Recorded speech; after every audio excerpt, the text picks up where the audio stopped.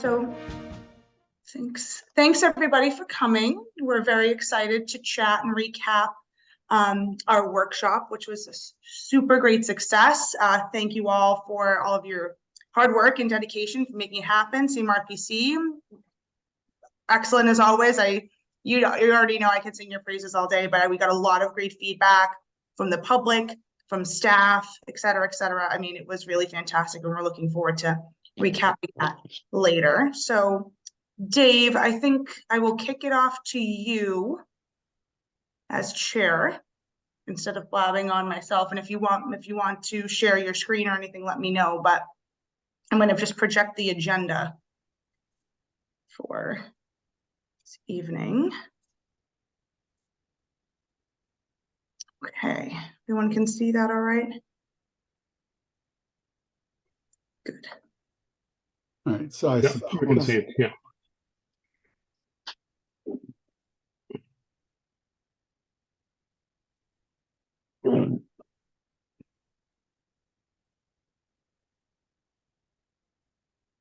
Okay. All right, so as a formality, we'll begin the meeting with a roll call.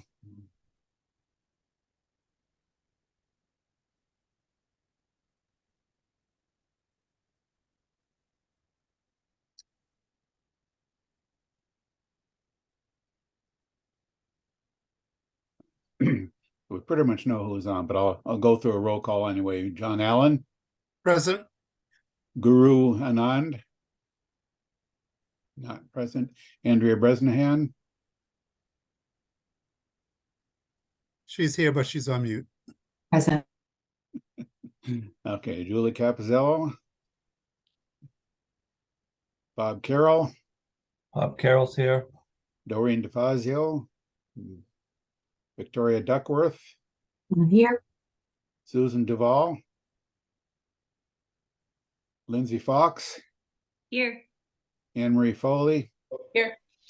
Shivaganti. Deborah George. Here. Julie Grace. Here. Philip Grasso. Linda Hassinger. Justin Hollander. Here. Ryan Houle. Chantal Kimball. Here. Jennifer Lewis. Hemant Pasala. Essek Petrie. Here. David Robbins is here. Sue Robbins. Here. JT Ross. Colleen Roy. Bruce Spinney. Roshana Tangi. Yeah, here. Excellent. So as Fiona noted earlier, we have 14 present, which makes a quorum. We can hope that additional people will join during the meeting, but Fiona had mentioned prior to the meeting that there are some people who have let her know that they would not be able to attend. So anyway, we're good to go with our quorum. Our action items are, we have 4 sets of meeting minutes to approve. They were all posted to the meeting materials on the website.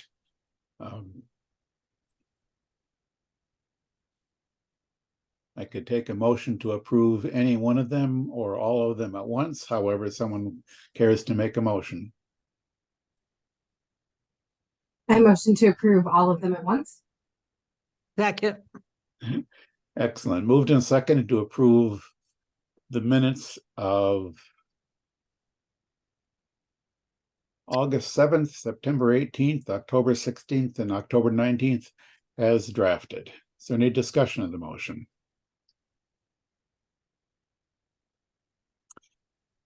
Hearing none. We'll call for a vote. Again, as a roll call, John Allen. Affirm. Yes. Andrea Bresnahan. Yes. Bob Carroll. Bob Carroll's aye. Victoria Duckworth. Aye. Lindsay Fox. Aye. Anne Marie Foley. Aye. Deborah George. Aye. Julie Grace. Aye. Justin Hollander. Abstain.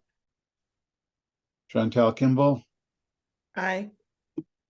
Essex Petrie, Aye. David Robbins votes aye, Sue Robbins, Aye. Roshan Utangi, Aye. and did I miss anybody? No, I don't think anybody's joined. We have someone who is about to, or in the process of joining. But anyway, I can declare the motion carried by a vote of 13 in favor, none against, and 1 abstention.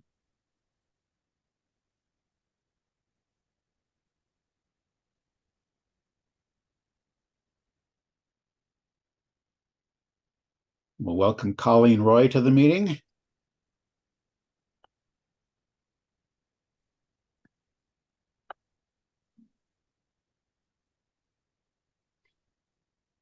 So I think Colleen should be in now.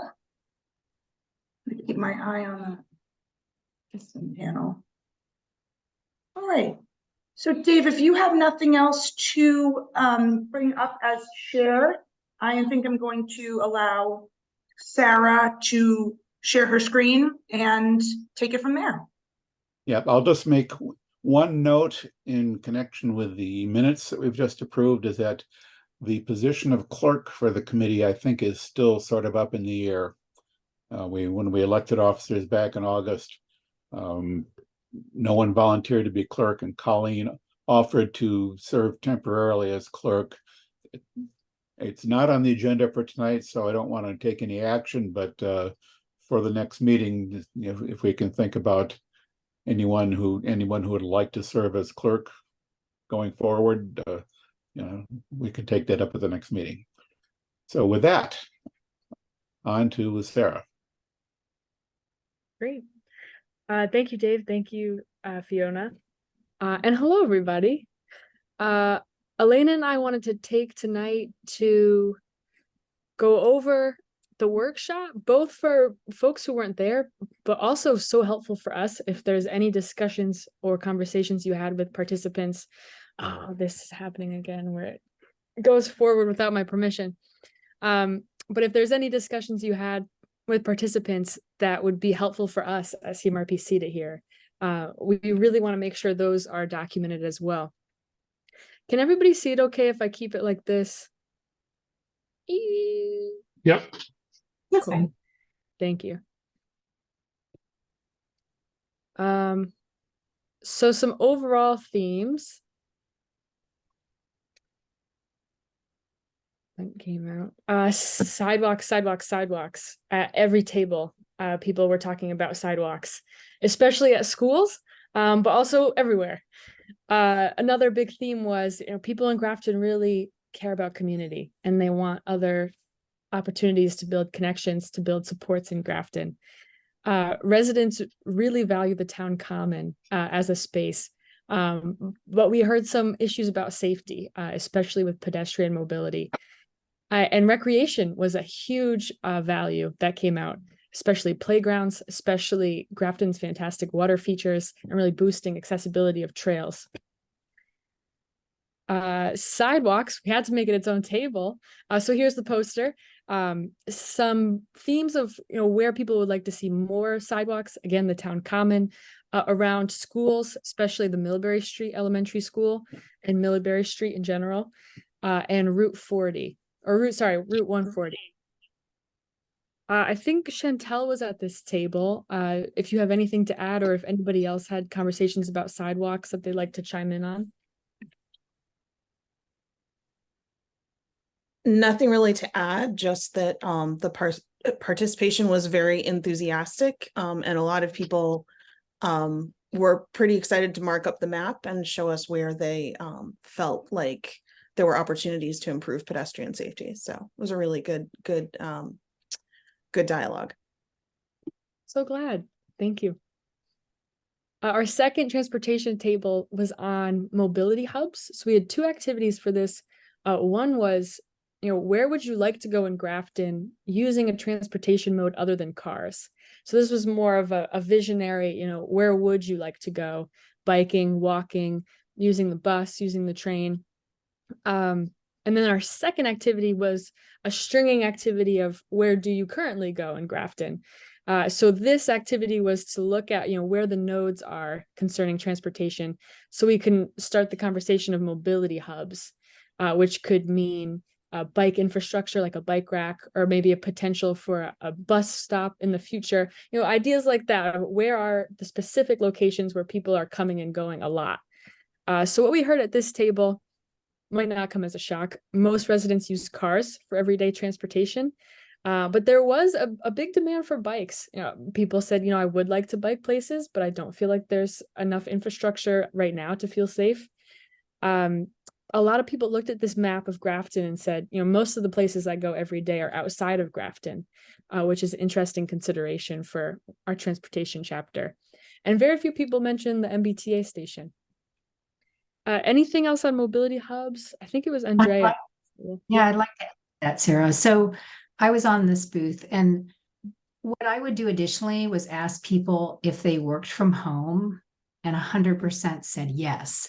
So I think when we were asking them, where they drive every day, it wasn't so much that they're having to leave their house. They may just drive to the store, drop the kids off at daycare, they'd say, but they were home and they would go for a walk in the middle of the day. So it was interesting. They're using their car, but it's not that they're away from home every day. So it would have been, it's a different look as if you were just asking somebody that didn't work from home, where are you driving all day long? So anyway, that was just my 2 cents. That's very interesting. Thank you. For the historical table, we had this map of what's currently preserved or protected in Grafton. We were asking the questions, what's missing from this table? But also, what are your priorities for places to continue to preserve? So you could see, sorry, I'll zoom in a little bit for this slide. If you could see these kind of neon dots of the participation we did get on the map, people had more conversations with our facilitators than using the map for this exercise. So we heard a lot about the Nipmuc Nation, including burial grounds and the woods. We heard about the former Tupperware factory as an option for an additional museum. We heard about the Masonic Lodge. And we heard about the Polish Hall, which also came out a bunch in the farmers market as something that has not been preserved, but people do miss in the Grafton community. Anything else on this table? I think Julie was here. Yeah, I was at that table. I'm trying to think. Yeah, a lot of people, well, it was kind of hard to know what was already marked or, has been documented. So a lot of people were bringing up like the Willard Museum. That was a big one that people really like. And then Linda Hassinger had a story about a farm on George Hill that I thought was pretty interesting too. I guess it was she called it a model farm or something like that. And I had never heard about that, but it was interesting. It was interesting to hear people tell some stories or what it was that they were interested in. Yeah. Great. I'm glad it was helpful. For open space and recreation, we focused on 4 places where residents have access to water. For Fisherville Pond, weed management and signage came out as top themes for improvement. Lake Ripple was trash disposal and markers for activities. Silver Lake was parking when it's not open and accessible trail maps. And Quinsigamon River / Ekblau Landing was access as a theme. Anything else on this table? I think Lindsay's here. Yeah, I'm here. As far as the water stuff goes, I think the signage was one of the big things about just people kind of knowing where these are located. And also for, I guess, Silver Lake, definitely the parking access was a recurring theme. The lack of parking there, I should say, when it's not in season. Thank you. Sarah, something that was brought up to me was the opportunities to kayak and just in general promote recreation along the Quinsigamon. Like, as you know, there was one particular attendee that said they kayak down the Quinsigamon all the way to Fisherville Pond on some days if the weather is appropriate. So I thought that was pretty cool, and not something that I've heard a lot about, but would definitely love to see more of that. Definitely awesome to hear. Yeah, thank you. For housing, I love these dot activities because you could just look at it and be like, bam, yes, this is what happened. So I'll zoom in on this one too. We heard a lot about South Grafton as a priority area for investments in general. Senior housing came out as a huge priority. And a general theme that large lot, expensive single family homes are not sustainable to continue in Grafton. So this came out in a few different ways. Some said, you know, there shouldn't be any more housing. Others said a smaller multifamily options would be preferable. But the general consensus was not the large lot, expensive single family homes. And our facilitators for this section said the people who did say, you know, single family, yes, shared the same sentiment in some of those deeper conversations. I think we had a few people at the housing table. Anybody here tonight that would like to add something?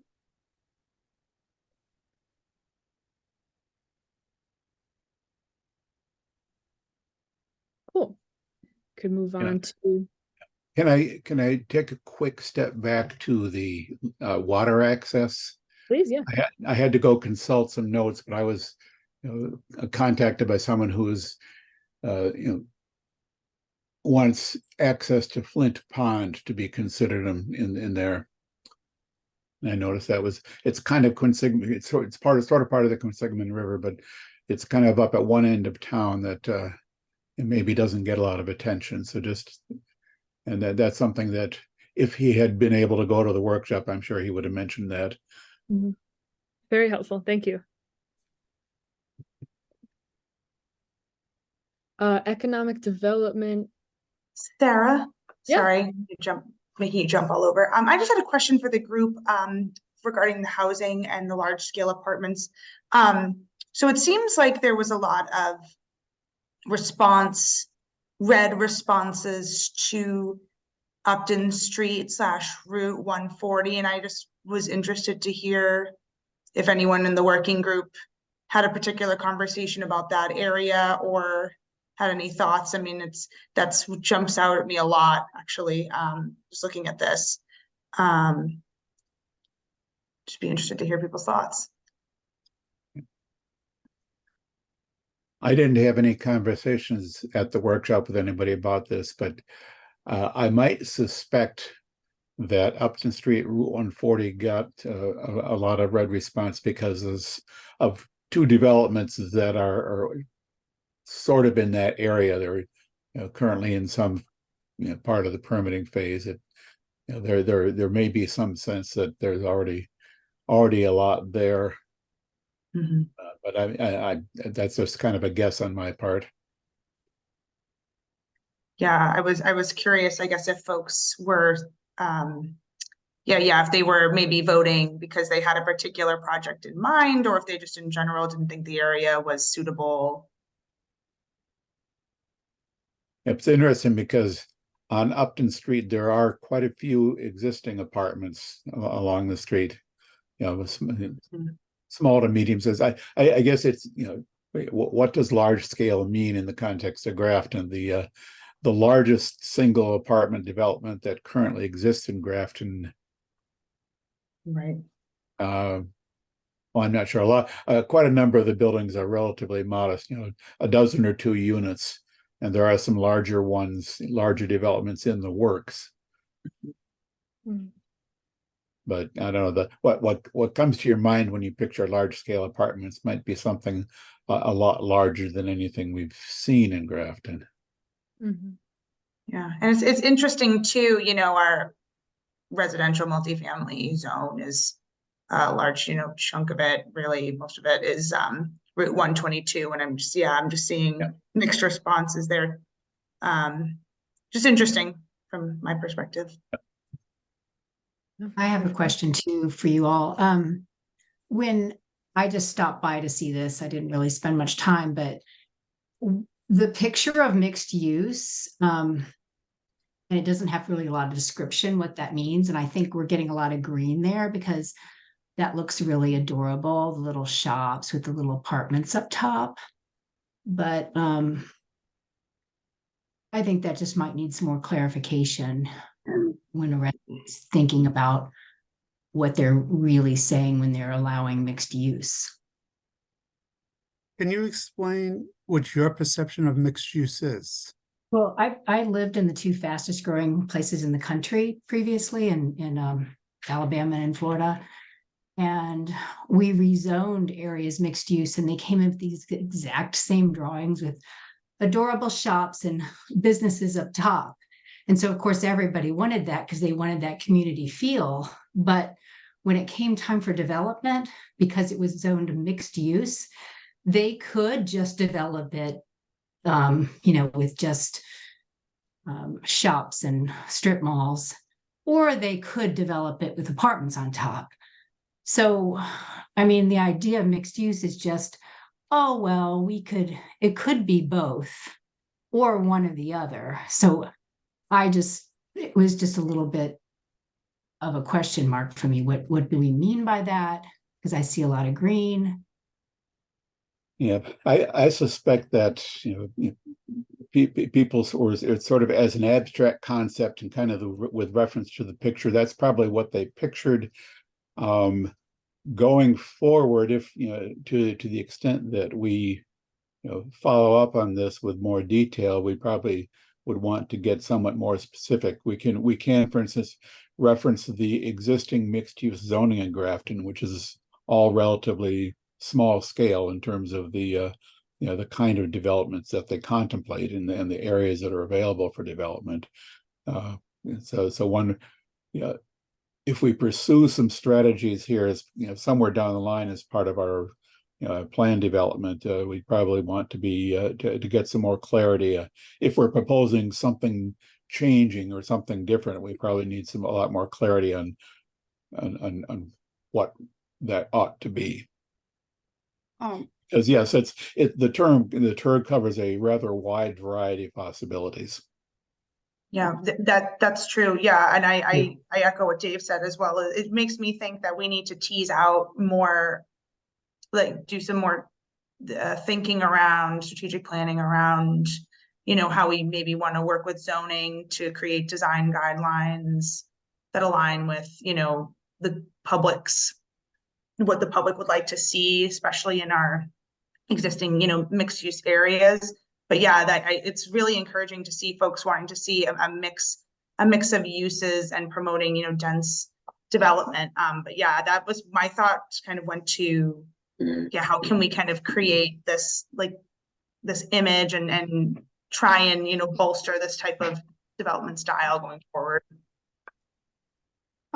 Just a little bit of background is we recently, and by recently I'm defining that as the past 4 years, rezone some of the areas. So like you take where Bullock Plaza is, the concept has been discussed internally that we would like to see mixed use, whether it's retail on the bottom floor, maybe some medical space, and then some apartments on top. The reality of the situation is we don't own the land. We don't have a say that's mixed use versus somebody put in a big box store in there. And we do provide flexibility in the zoning because we saw Bullock Plaza as such an eyesore. The concept was almost anything is better than that. And that once the plans come through, we'd work with whoever the developer is. And this is just to give you some perspective, not to say one thing or another. And I do appreciate what Andrea said, is a lot of developers prefer the commercial space over the mixed use, or they prefer strictly apartments as opposed to the mixed use. Lindsay has her hand up as well. Yeah, thanks, Fiona. I was just going to add, maybe if there's like a follow-up to this for the housing, it's interesting to see, you know, all the green for the small scale apartments versus a lot of red for the large scale apartments, and maybe kind of better defining that for everyone to say, like, what is large scale, what does that mean to you, to kind of maybe gauge why, like you said, you know, it's interesting that Upton Street 140 has all that red for the large scale, but then when you look at small scale apartments, it's got, you know, a decent amount of green. So that might be something to look into doing. Yeah, there's a lot that we can and should do to follow up on this. And this gives us kind of a broad picture, but it's not all that well defined. Yeah, I would say this is we call it a visual survey, and it was only asking residents to look based on pictures, of course, to look at housing typologies. So it was vague because it was trying to be big picture, but you raised some very interesting questions about what regulatory measures could or should be put in place to achieve not only a good retail mix and a mix of residential with retail, but also in terms of form, which, you know, it can be achieved with form-based code. That may not be on the table, but I think part of this survey was the visual aspect of what residents might want to see. And because of that, it was simplifying a little bit. Like John brought up Bollock Plaza, there's a history there. There's there are plans, but I think residents just simply reacted to the visual question of this. Yep, and I think at this level, this is probably pretty appropriate. We, you know, in the housing workshop in particular, and you know, spending 2 hours talking to people about it, you can't begin to get into the, you know, the level of detail that will ultimately have to be there if we actually plan some zoning changes or other approaches to you know, sort of follow up on this. But yeah, there's, you know, for anybody who's been involved in zoning or planning, there is an awful lot of detail that you can get into. And I just wanted to highlight a comment in the chat. Thank you, Andrea, that there is a housing production plan housing forum going on November 8th at the community barn at 7, where we'll be talking more about strategies to pursue affordable housing and creating more affordable housing in Grafton to align with state goals.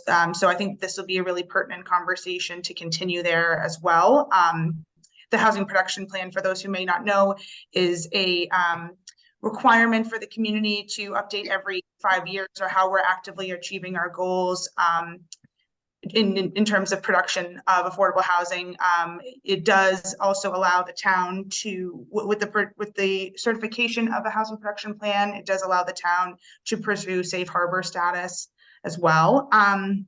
But really kind of the main goal is to tease out goals and priorities for the next 5 years, or how we can bolster our housing production inventory, our affordable housing inventory, and work toward those goals and through various strategies. So just wanted to plug that. Thank you, Andrea, for bringing that up, and this would be a really awesome conversation to continue. Cool. For economic development, we had a similar exercise with DATS. What we heard is, again, transportation as a huge theme. People were concerned about traffic, parking, general safety, specifically as a pedestrian, walkability. We again talked about mixed use a lot, so it's an interesting discussion. Of course, it's both economic development and housing when we talk about mixed use, but that got a lot of traction at these tables. And Town Common and South Grafton were priority areas that came out, got the most dots across the board. I think, John, anything to add? Or anybody else?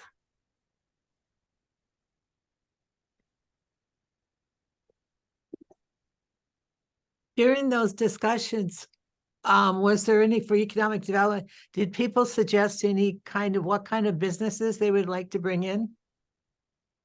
Yes, we had more of that from the survey, but we did have a few comments on specific businesses.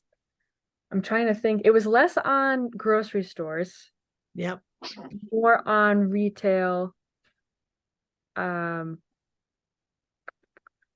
also heard that, Sarah, a lot of smaller scale, like local, you know, family-owned shops, kind of boutique. Someone specifically mentioned to me more kind of boutiques and clothing store options. I heard some restaurants as well. Yep. I think they wanted almost like a touristy type town where people go to like a Newport or something and they go from shop to shop, kind of look around, maybe a Plymouth where people might be making candles in one store and jewelry in the next. That's the sense that I got. I just don't know if the demographics could carry those types of stores. I also heard a few comments for more bars or more places to eat and drink at the same time later at night. Something similar to like the Worcester Public Market where you could have a drink, but also have different options for food.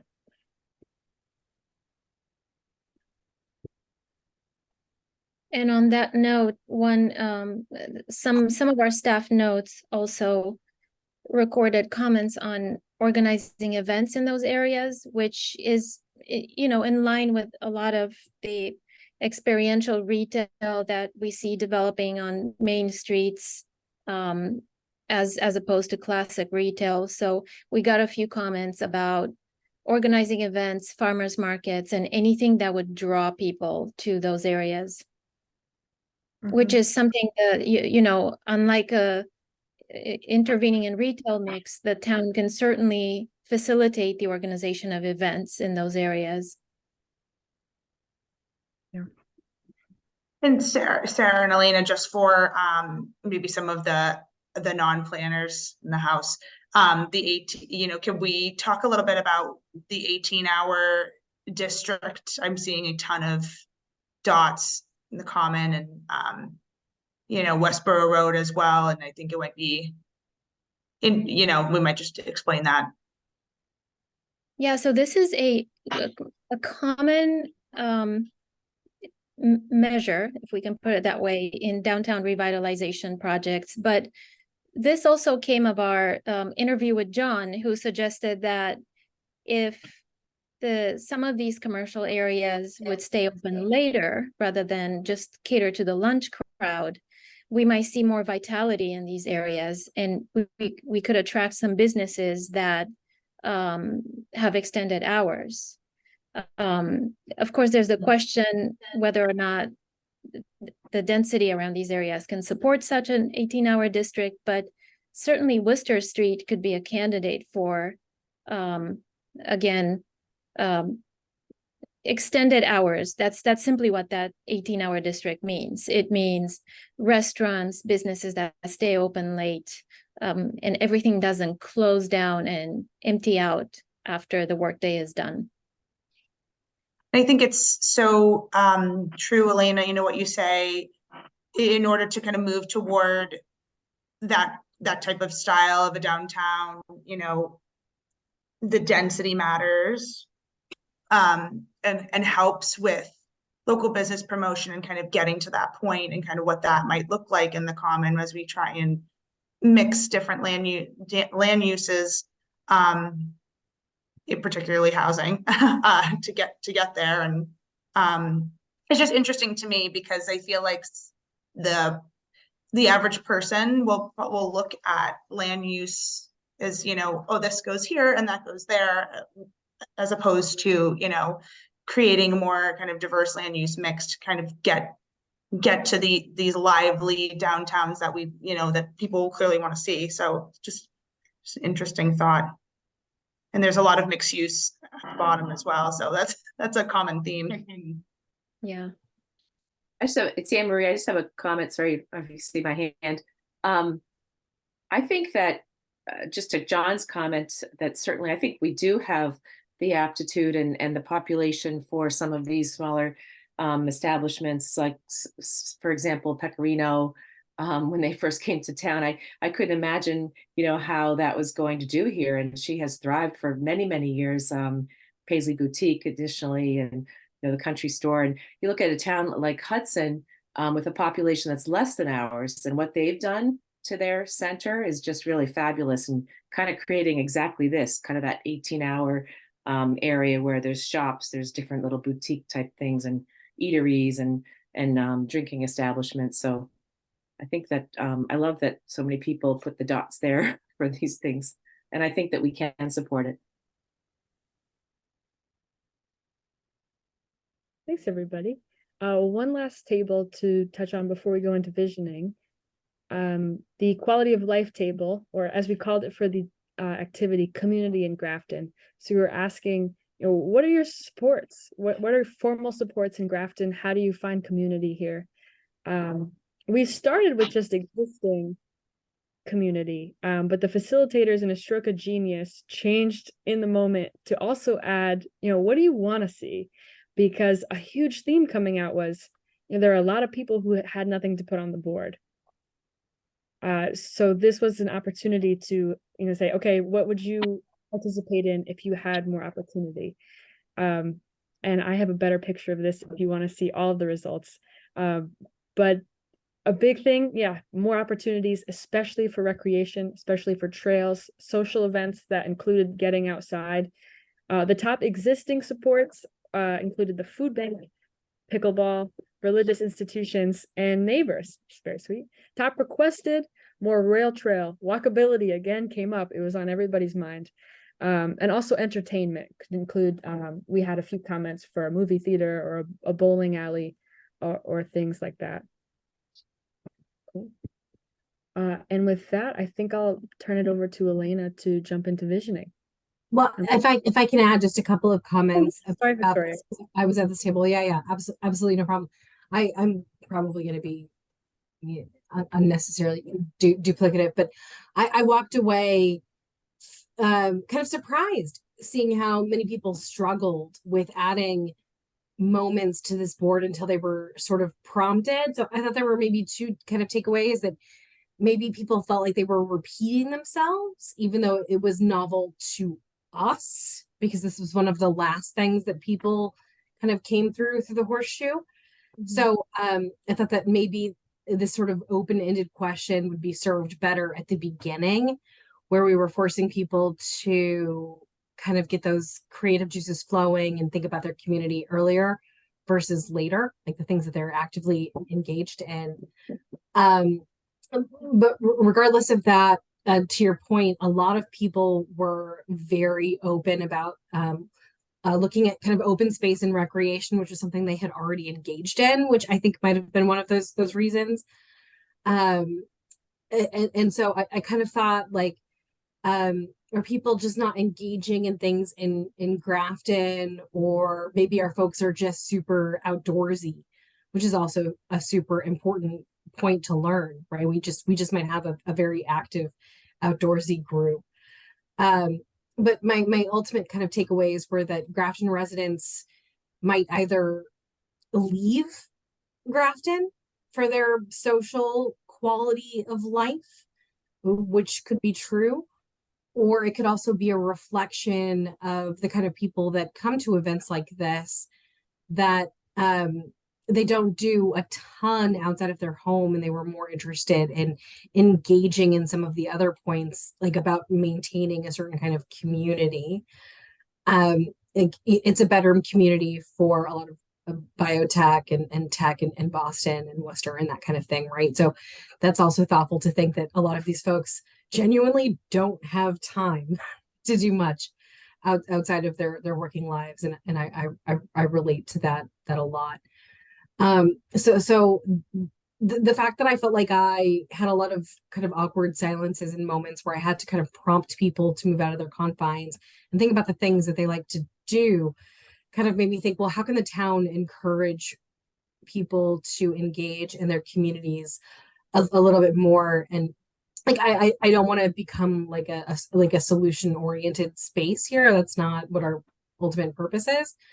But just thinking about the general struggle, you know, I think about the fact that people are so outdoorsy oriented, and so many of these notes mention things like hiking trails, the lakes, outdoor spaces. Like, how can we advertise specific trails or specific loops for things like running or hiking or biking, to just give people a really easy map to follow? How can we create easily accessible spaces for folks that do things like engage in musical groups and have an open space to practice, or folks that engage in games, be they like cards or forgive my nerdiness, Dungeons and Dragons, or Call of Duty, or whatever, like hookups to these kinds of things that are accessible to folks that might want to create these sorts of things in town. And anyway, those were the kind of things that I thought that, given how difficult it was to pull people out, this quality of life thing might be just as much about listening as much as being creative and offering, and just trying to kind of to get creative about where we could potentially offer new opportunities for folks to get out of their shells and get a little bit out of the 9 to 5. And then the one last thing that I did want to mention that I thought really stood out to me as a gardener personally, so maybe this is a personal thing, that the garden club has to bring their own water in certain circumstances to their garden. And that was very shocking to me. Like, how can we just make these spaces more accessible, right? There's already passionate gardeners who are getting together and offering bouquets and during community events. Like, how can we make it easier and more accessible for them to do the things that they so it was a fascinating booth, and I really enjoyed the experience. Thank you so much. Thank you, Victoria. These are actually very thoughtful points. We have been wondering the same thing, and what the feedback from you really matches what we've heard from our table facilitators. And our intention with this table was, you know, to get the everyday life experience, to capture some of that granular detail. Where do people spend their time? What are the clubs that they go to? Are long-term residents having different social clubs than new arrivals? Is it divided by age? So it's a very, thank you for your feedback. It's quite helpful, especially as we develop this chapter. We're trying to think, how could the town facilitate the creation or retention of these organizations if there are social clubs? So thanks for your feedback.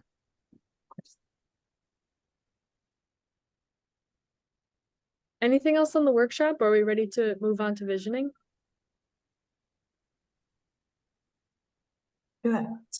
Though I just had a couple questions for you. Can you just give us a sense of where this workshop fits into the kind of larger work plan of all the other pieces that you've done already? Of course, yes. So we've collected various types of data. We've collected census data, data from the first workshop, which was more of a seminar style dialogue with residents, stakeholder interviews, and this is sort of the culmination of our data collection and community engagement phase. And moving forward, we'll be starting plan development. And all of this data, we'll be drawing on all of this data for the individual topics we address, but also we're in the process of distilling some of these themes into main topics that transpired from here, so that we structure our chapters and begin our data analysis, if that makes sense. Does that answer your question, Justin? Yeah, thank you for clarifying. And just in terms of, you know, you had this exercise with the red strings to kind of show people's travels? I mean, did you look at any like journey to work data? Have you looked at any like cell phone data to actually see where people do travel? Is that part of your analysis? We did, and we actually did use on the map and looked at travel data, inflows, outflows. So we certainly looked at the quantitative side of that, but the workshop really is about qualitative information. So sort of filling the gaps that census data leaves in trying to understand residents' experiences. We really wanted to get the everyday life understanding of where people go. And do they use cars? Do they use bicycles? As you could see from that map, it's predominantly cars, which in a way we already knew, but that provides some context, for example. So, but there are many topics where the data that we get from residents is very different than the data that we would get from, say, market data. Economic development, for example, we would have a very different conversation with business owners and how we can support businesses. What do businesses need? Creating a good retail mix along commercial corridors, the permitting process. This doesn't, this is not the primary concern of residents. They want to see a vibrant commercial corridor, but they're not necessarily thinking of business attraction and retention, if that makes sense.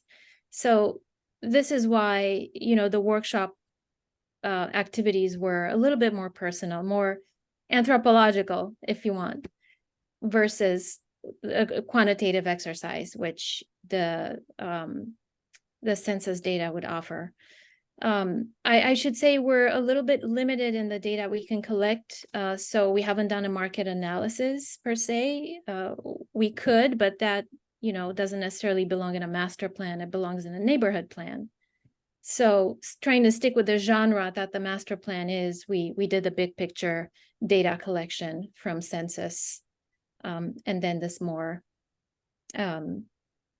sociological data, if we can call it that way.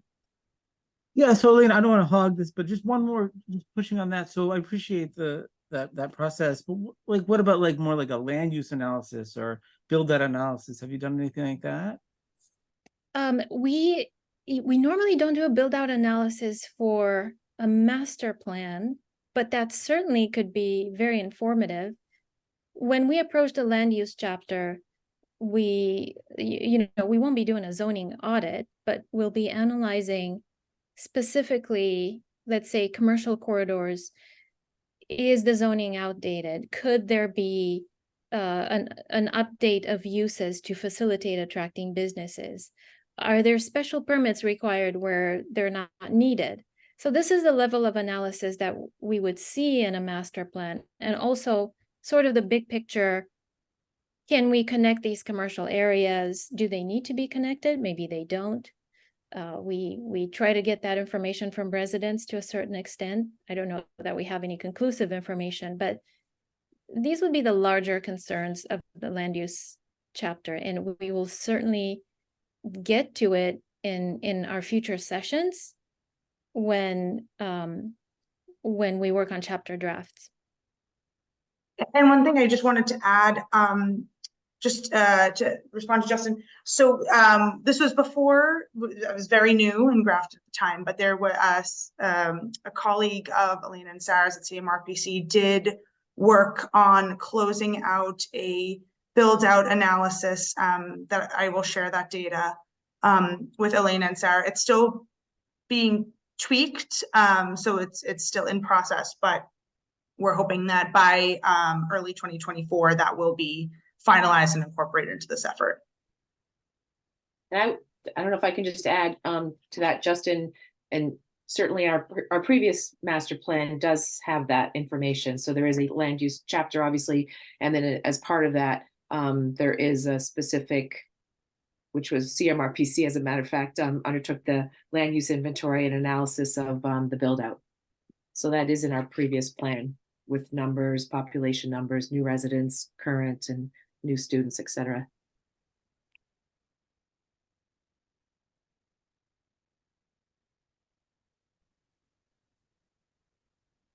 Any other questions about the workshop before we switch gears to visioning?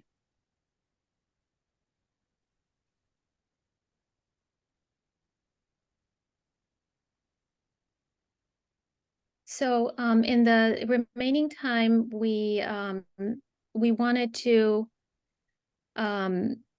start thinking of the next phase, which is more of a big picture. Obviously, a vision statement is the framework on which the goals are set, objectives and action items. But what we wanted to do today is very briefly look at some examples, understand the type of themes that came out of the workshop related to visioning. We had a visioning table, as you know. So we wanted to take the main takeaways from the workshop and start crafting a vision statement.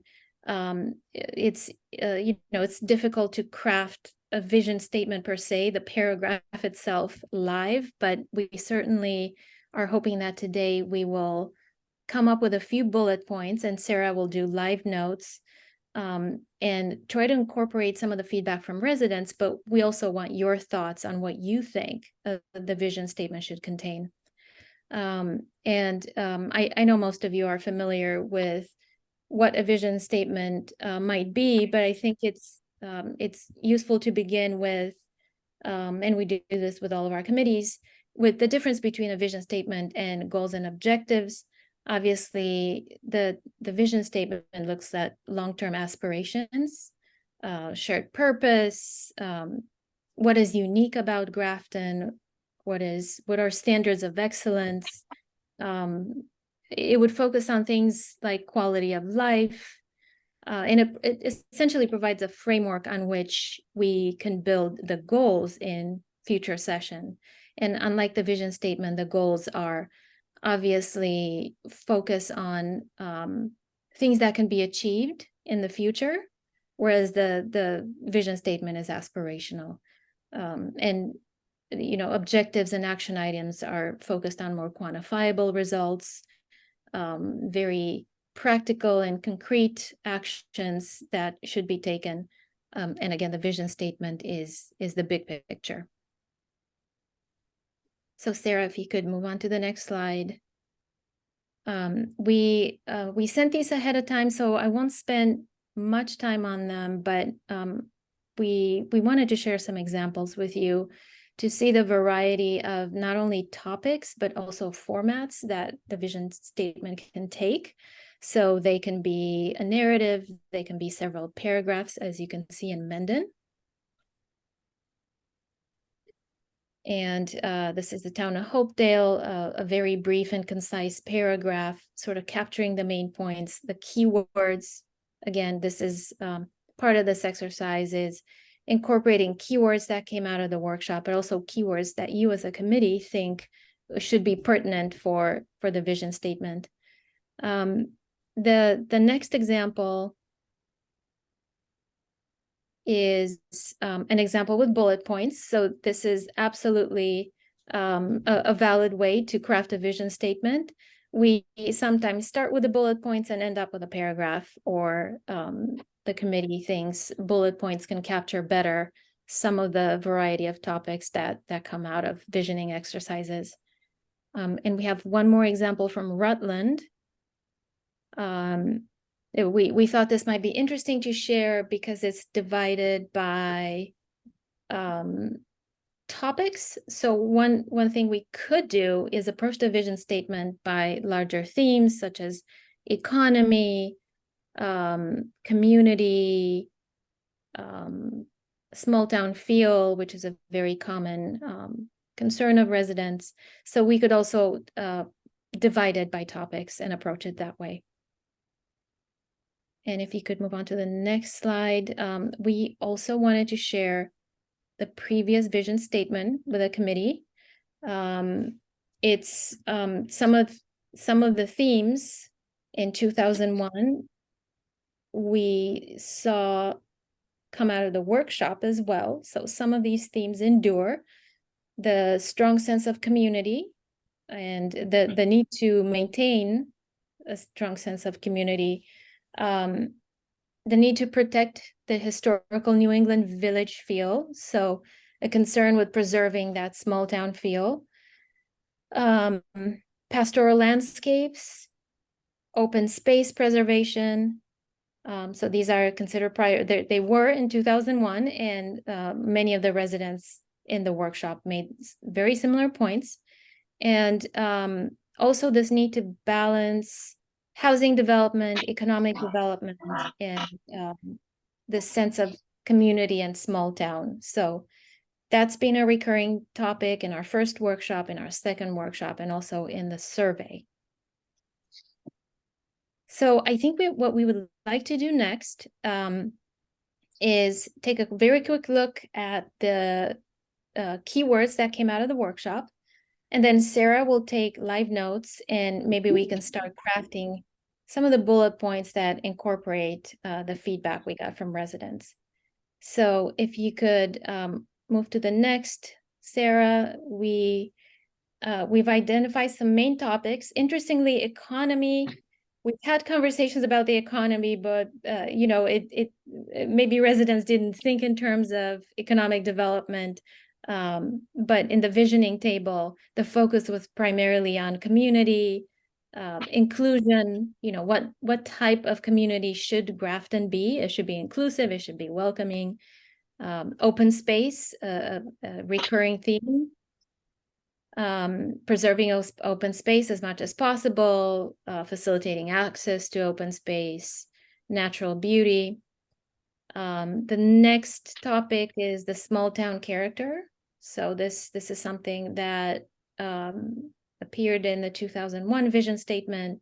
It's once again on residents' minds. Some of them are expressing concern with the pace of development of housing and open space. It always comes into the conversation as, you know, the need to protect it, the need to have deliberate growth, if that makes sense. So those two are always in conversation. Education, not surprisingly, was at the top of residents' concern. And once again, balancing housing with open space needs. So smart growth, well-balanced, friendly, diverse community with lots of open space and affordable housing. We've included here a few topics that came out of the farmers market this summer. You should be able to refer to these as we craft these statements, but very similarly to the workshop, people invoke the sense of community, the need to preserve the common, open space, small town feel, businesses, and once again, sidewalks. Next slide.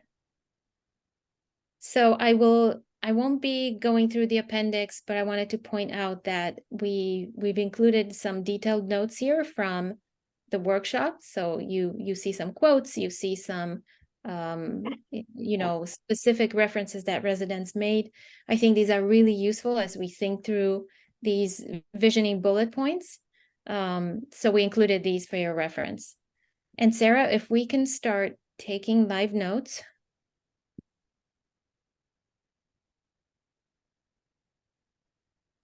And Justin, I want to make note of your comment.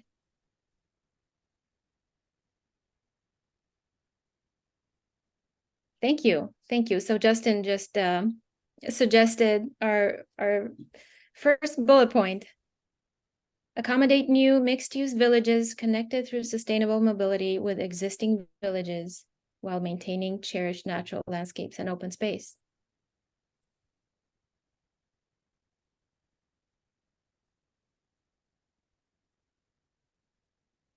You can see it in the comments, Sarah. Colleen? So looking at the words you had said you'd seen a lot of, tight knit to me seems to go against against inclusive and welcoming, and I'd prefer to see the word like supportive community over tight knit. I think that would capture the essence of what they're trying to say when they say tight knit without feeling like it's clicky. Right. Right. So welcoming and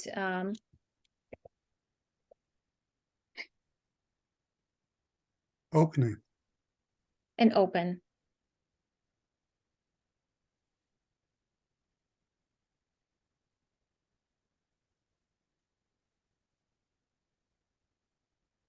Any other suggestions on how we can incorporate, if we were to craft a bullet point on community, and take into account Colleen's comment? Any other suggestions on how we could approach something like this? Well, I like how they expressed it in Mendon's vision statement, where they said, we seek to encourage residents, business owners, and leaders to work together to develop a community and culture that is rooted in respect and in involvement. I think that says a lot about what kind of a community we want that works together, it's balanced. There is no inequality. Right.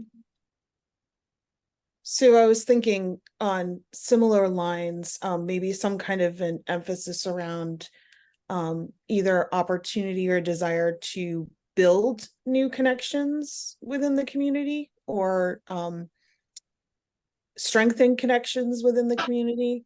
I like that, strengthen connections.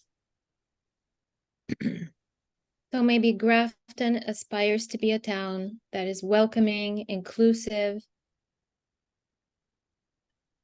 and respectful. Should we add accessible, given that there is a lot of talk about accessibility, walking? Mhm.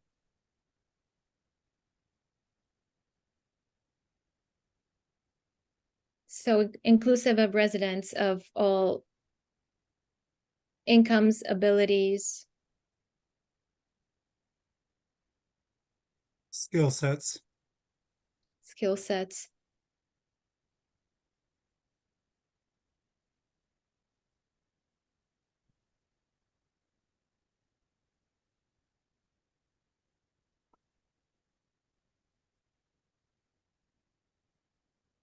And maybe Also adding, inclusive to all ages.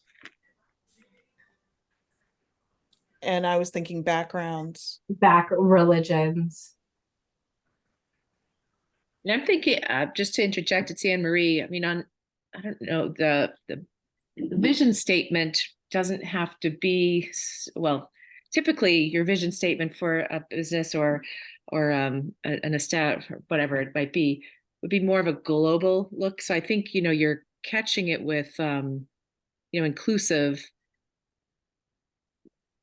I don't know. I guess I wouldn't get so specific in terms of all ages and all this and all that. I mean, I think then there will probably be a mission statement or a mission section as well that might be a little bit more specific. Just my 2 cents. I like the brevity, I guess, of some of them that you showed, including our old one. I tend to think that we want to keep this fairly brief. Brief and sort of high level, almost kind of abstract. I mean, I think some of these ideas that have been written down here, we can probably come up with a more concise way of expressing the essence of all of these. But Yeah, I tend to believe in brevity. Keep things as short as possible, but not too short. That's fair. I think the primary takeaway is that there's kind of the push and pull of it, right? Like we want to be as welcoming and inclusive as possible, but we also cherish the fact that Grafton is an extremely natural, pastoral place, right? So how do we encompass bringing both of those two things together? Like we welcome you, we will build for you, but we also protect our wilderness and our trails and all of those pieces. I'm I don't have an answer, but all of the things seem to come together in that way. Yeah, thank you, I have Victoria. Sorry, go ahead. So in the previous statement, it starts with Grafton is a small town, which I think we've grown out of now. And I would describe Grafton as a blossoming town, which can kind of, with that flowery language, but also capture a lot of what we're trying to describe with everything else. Yeah, I think that's one thing that caught my eye too. And one of the comments that came out of the workshop was probably a pretty good descriptor of Grafton as a mid-sized town with a small town feel. I think it's probably still fair to say that in a lot of respects we do have a small town feel due to just the decentralized nature of Grafton as a number of interconnected mill villages and newer neighborhoods. The decentralized nature of our, particularly the businesses. We don't have like a single business district. We're sort of like a number of connected small towns in a sense. But yeah, to describe us as a small town, as much as we like to think of it as a small town, in terms of population, we are number 99 out of 351. There are 98 municipalities, citizen towns are larger than us. And I wrote it down somewhere. 252 towns that are smaller than us. So in the context, we're not we really can't honestly call ourselves a small town, but we do kind of still have a small town feel in a number of respects.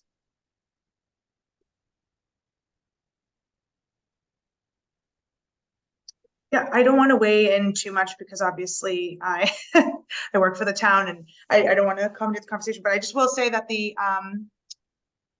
looking at the prior vision statement and where Grafton is now, even in my short time there, I think Grafton has evolved significantly. I think like the basis of the original vision statement, I think a lot of those elements still stand true today, but Grafton is pretty significantly different than it was in 2001. And I think, just echoing what everyone's saying here is that, that does a good job in preserving that small town feel. But I think it's important, kind of as Colleen says, that it's really a blossoming town. I mean, and I think that's a good thing and something to, definitely highlight. Yeah, I think sort of when I was looking at the old vision statement and some of the feedback we've gotten from the workshops and the farmers market and so on, a lot of what the old vision statement says is still kind of expresses, although some of the details change, broadly it still does a fairly good job of expressing how we see ourselves today. I think if there was anything that I saw that, in terms of looking at that old vision statement again, that anything that I would probably add to how we see ourselves currently, it would be that we value education. But going beyond that, that vision statement largely is a statement of how we see ourselves now, but it doesn't really say anything about where we see ourselves going. So part of our vision statement, and I think it has to be, kept very fairly brief, but I think it has to, it can speak to both what we think of ourselves now, and it has to say where we see ourselves going. So you can think in terms of like what we're seeing on the screen is sort of a lot of it is around how we preserve and enhance our sense of community. Another part of where we see ourselves going has to be, again, this is one of the big themes that came out of the workshop and others. Where we see ourselves going has a lot to do with the continued development of housing.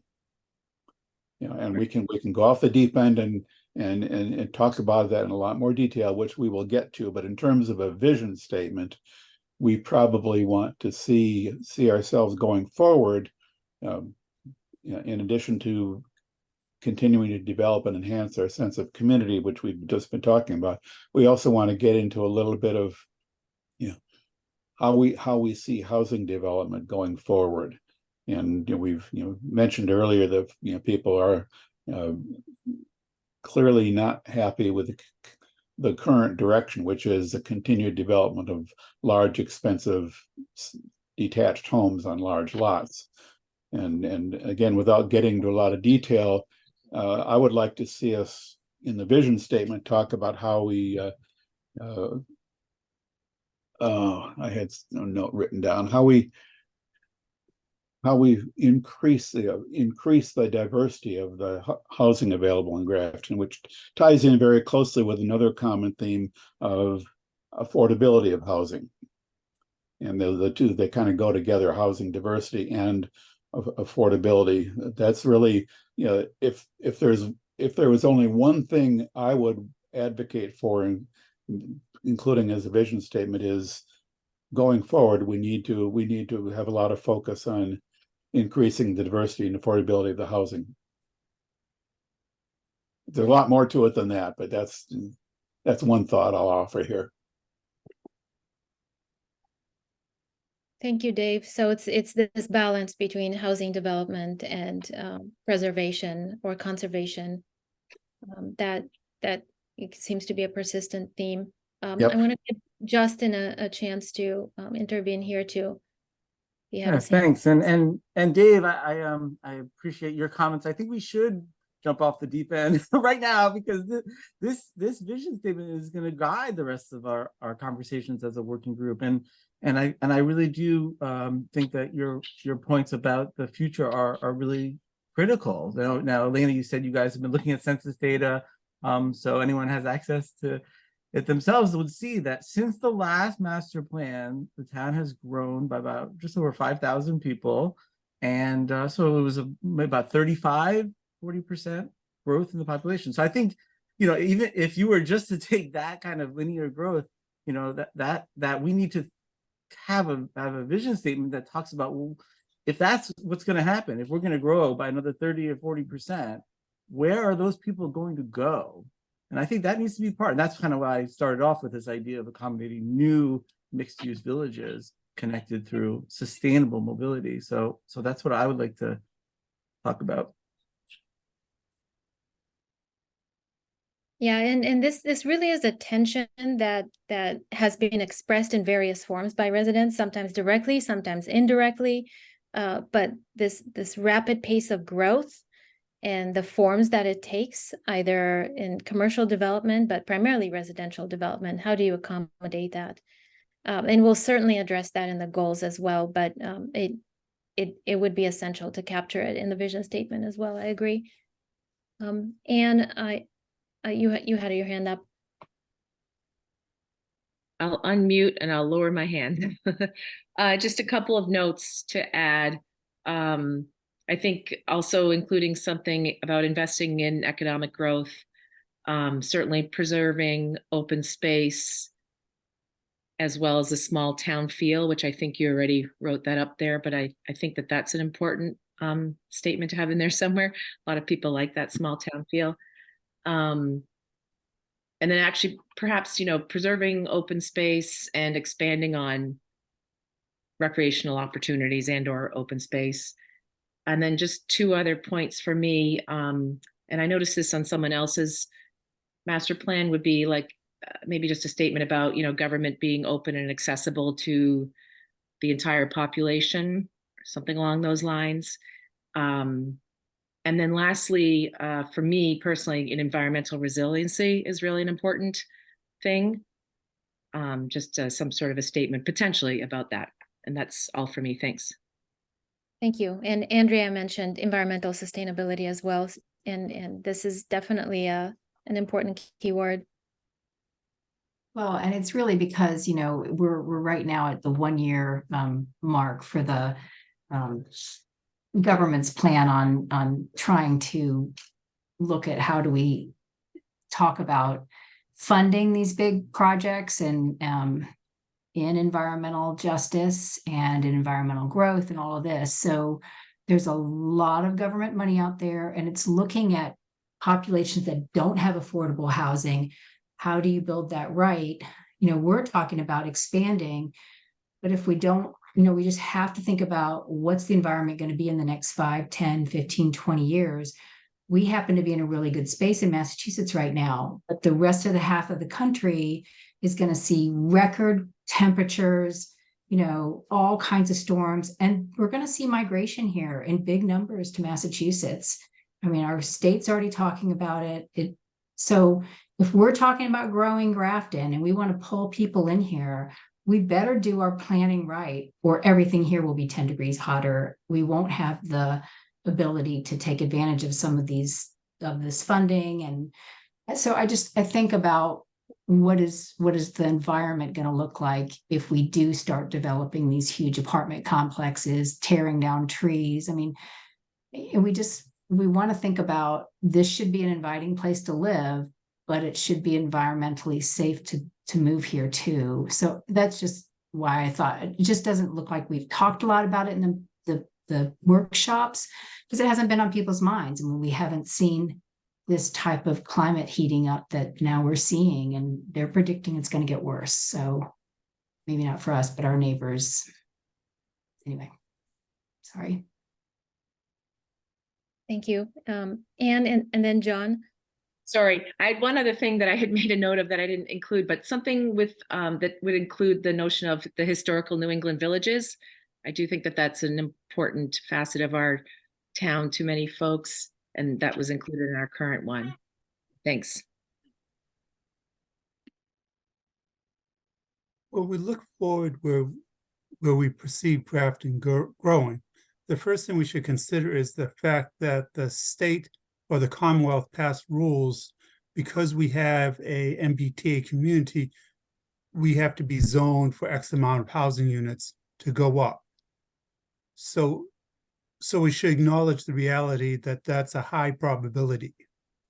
The second thing is, I think when I look forward, I envision Grafton have a strong economic base, both retail, which most people think of as B2C, but I also envision the Grafton industrial parks being developed and providing more jobs, biotech, biomanufacturing, and things like that. So I would like to see that aspect of an economic base included.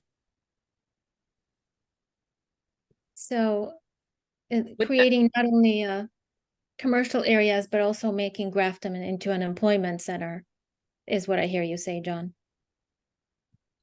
Yeah, I think we could quabble over the words, but you got the gist of the message. Thank you. And Yeah, I like was that better. It's more That global. was the point I was going to make too, so thank you for making that, John. Because this very much reads like, Grafton is going to be a very much residential bedroom community, right? With limited storefronts and light retail. And as we know, if we want the housing and affordable, we're going to need some industrial or bio or something to bring in the dollars. Right. So I know our demographics here in our group is very much, and I don't want to speak for everyone, but I think, most of us are residents here versus business owners, right?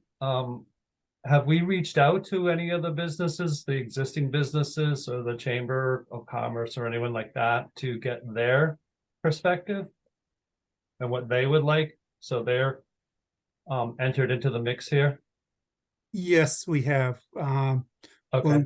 When we had the last workshop where we put together all those charts, I specifically called and invited business owners and asked them to attend, because I didn't want it to be all residents and not include business owners, because they're coming from a different perspective. Right. And so they did indeed attend, and we have their feedback.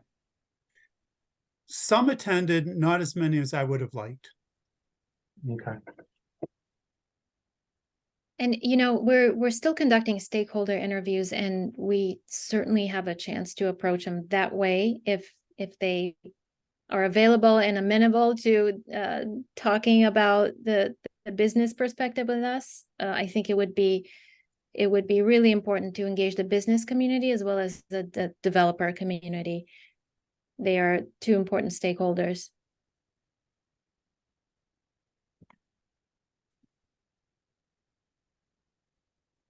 Any other points? Chantel, you had your hand up.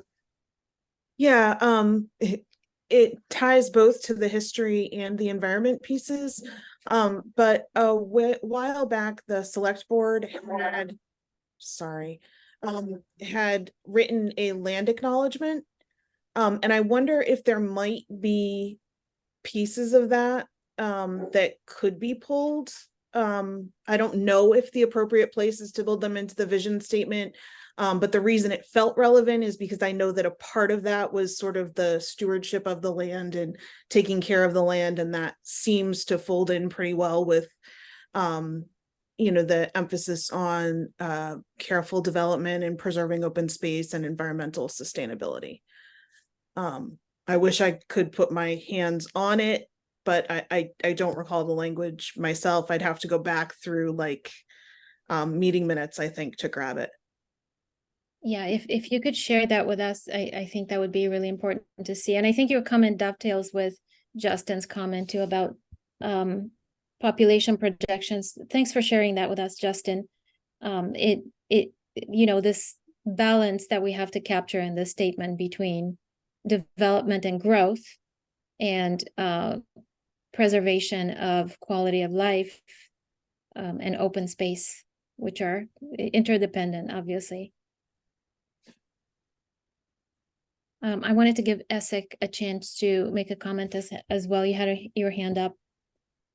Yeah, thanks. I was actually just gonna comment on the conversation regarding the diversification from a commercial perspective, as well as Dave made the point earlier as far as housing diversity, which I think is also incredibly important, but also similarly in that same vein, as was mentioned, the diversity from a commercial perspective as well.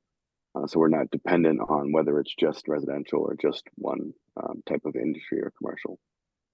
Yeah, I'd agree that that's important. I just a follow-up thought on, kind of going back to housing and land use.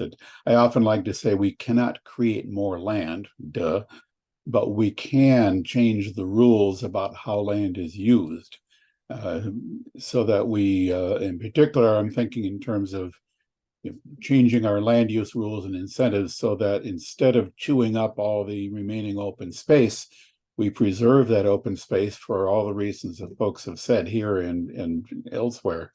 But we accommodate the housing that people need on, less land area. We have to change our rules in order to make that happen. But that's within our power. Like I said, we can't create more land. That's a limiting factor, but we can change the balance of land use.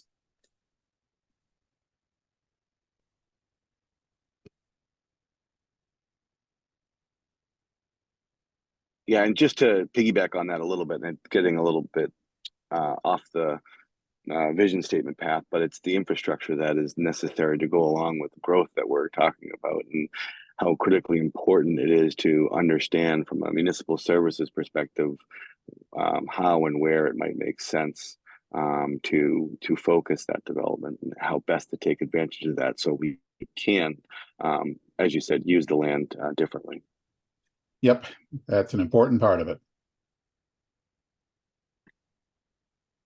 So this might fit under deliberate growth, but also under capacity, which, we haven't touched on municipal services and what does it mean when you expect population growth to continue? What does it mean to have a government that is able to respond with adequately scaled up municipal services to meet that demand?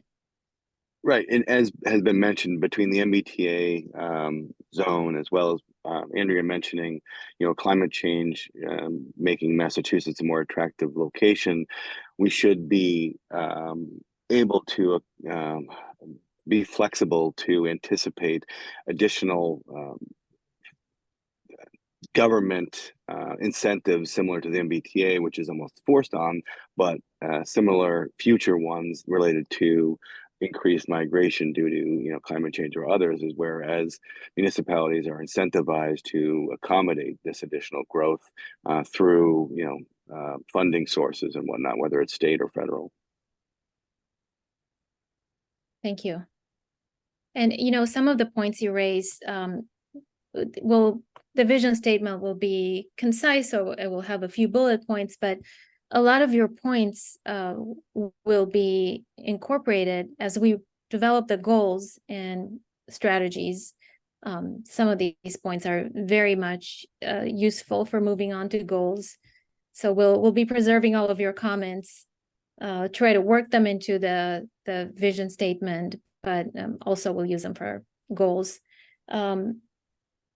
John made a comment about the education system, and this was certainly a point raised by residents during the workshop.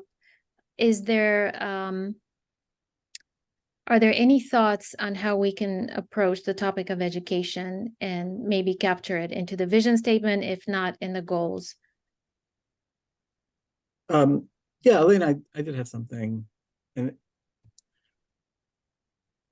yeah, so I feel like a lot of these comments are connected, and we have right in our own town a development model, the New England Village, hundreds of years old, and has been really effective at kind of organizing a lot of these things. You could have the school in the village, you could have the infrastructure provision, and you can have the kind of density that supports walkability and public transit. So this is the model that we already have in the town, and so I think that's really a way to kind of capture a lot of these ideas in one place. Thank you. And I think, residents highlighted that as a priority. Maybe, they didn't unpack it in all of these functions that the New England Village has, but certainly the general feel of the New England Village is a priority. So in terms of accommodating that new growth, that's the model that we prize, we value here in Grafton. So that's something that makes sense for the future. Mm-hmm.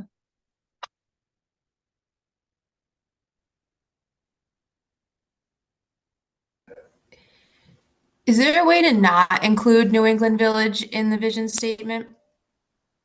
And I just say that because if we're thinking about including the land acknowledgement, it almost seems like it goes against that. I think we're describing everything without using the actual word New England Village, if that makes sense. And since this is like a vision statement, we don't have to necessarily, I don't know, it's been in a previous vision statement. Do we need to keep using it?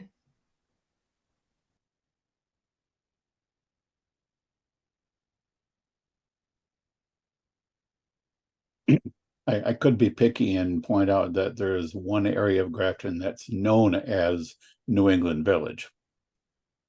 And it is one of several so-called generic New England villages that we have in town. So that terminology is potentially confusing.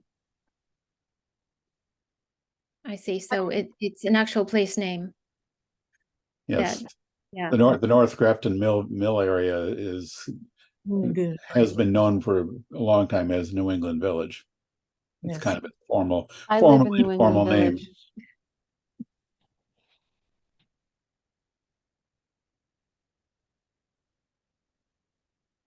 We can certainly capture this concept through other means, not to say euphemisms. We don't want to use euphemisms, but we can certainly capture the idea of this town character. But I think, Justin is trying to get at more than town character or visual aspects of a New England Village, but it's the functioning of these dense nodes within the town. So, we could, capture the small town feel, or again, it's a recurring theme with many vision statements in our central Massachusetts towns, but there are various keywords for this, is what I'm trying to say.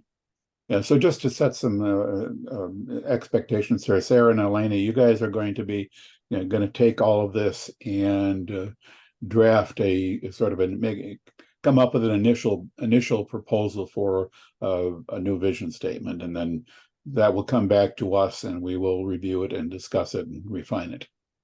Exactly. We will be sending this ahead of time, but we will put all of these together in some proposed options for either bullet points or paragraphs for the vision statement. We'll circulate them, and we can make some decisions at the next meeting. So do we have enough here for you guys to work with? I have a feeling we're beginning to to drill into more detail than we need, and in some cases kind of repeat ourselves. I'm as bad at that as anybody is, being redundant. Of course, and we want to be mindful of everyone's time as well. I think we have what we need. We've touched on all the topics that residents brought up, so some of the main themes are certainly in here. And did you? Sorry, did you want to? I was just going to say simply that. Do you have enough to get at least get started, and we can kind of move on? Yep. We do. We certainly do.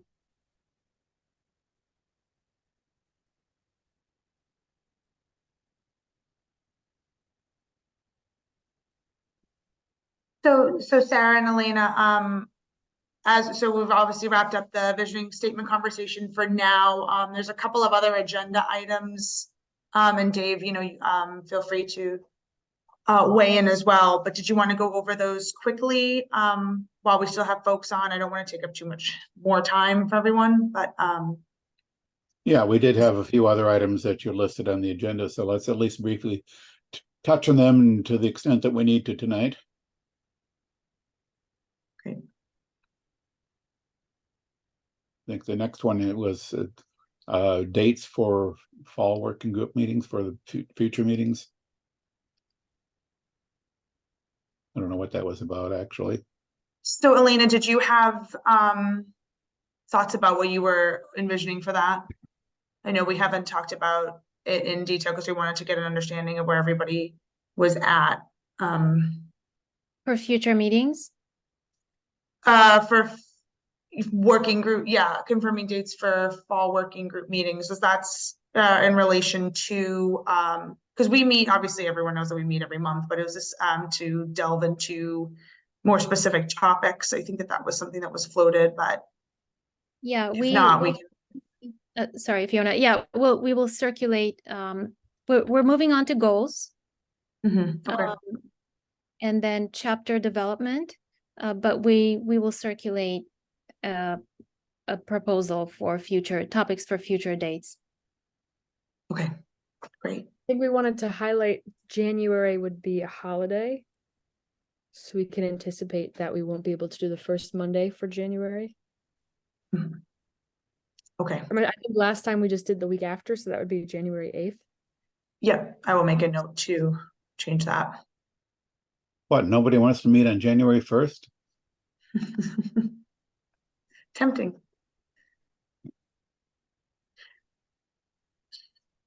So Sarah and Elena, the stakeholder interview preparation, is that something that you want to talk about briefly here, or that we can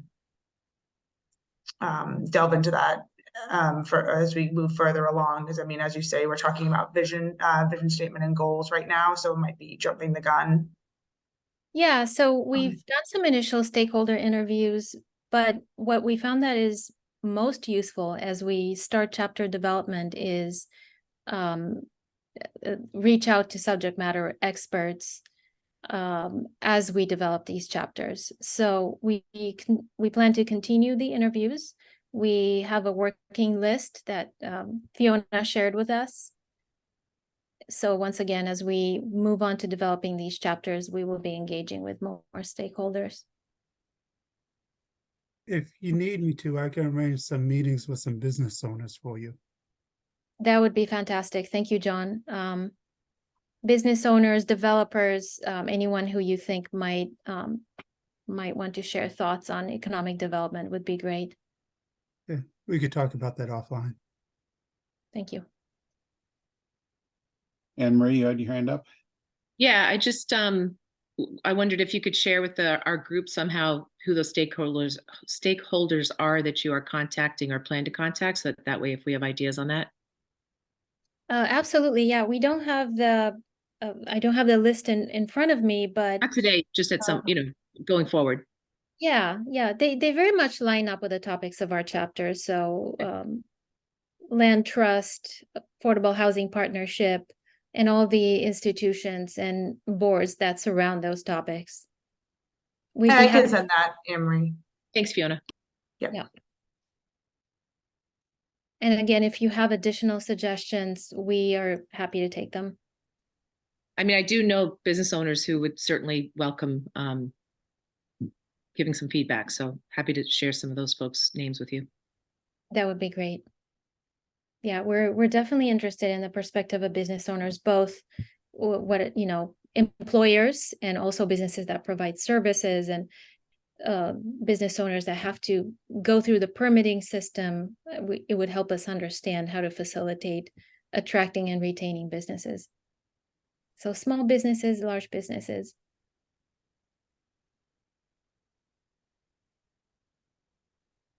So I think that and Dave, feel free to, don't let me commandeer your, take your spot, but I think that we've covered basically the next steps for plan development. I think we have a good game plan here. Sarah and Elena, you'll be in touch with follow-up from the visioning exercise we just did. And obviously, we'll coordinate, and I'll continue to keep the working group informed via email. If you don't have anything else, I was just going to close out with my final agenda item. All good? Okay. Yeah. So there was a couple of folks that approached some working group members, as well as staff and CMRPC staff at the workshop to be involved on the working group. And I brought this to the planning board to try and get some ideas, because we're a large group and we're already having a little bit,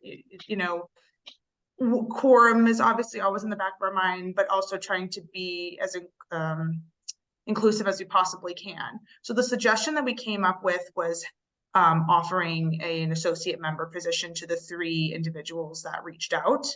I did reach out to the folks who provided their contact information to see if they were still interested in being involved in general. I haven't heard back from either of those 3 individuals yet, but I just wanted to give everybody on the working group a status update that I did indeed reach out, and I will circle back with them, and hopefully we can get them involved that way.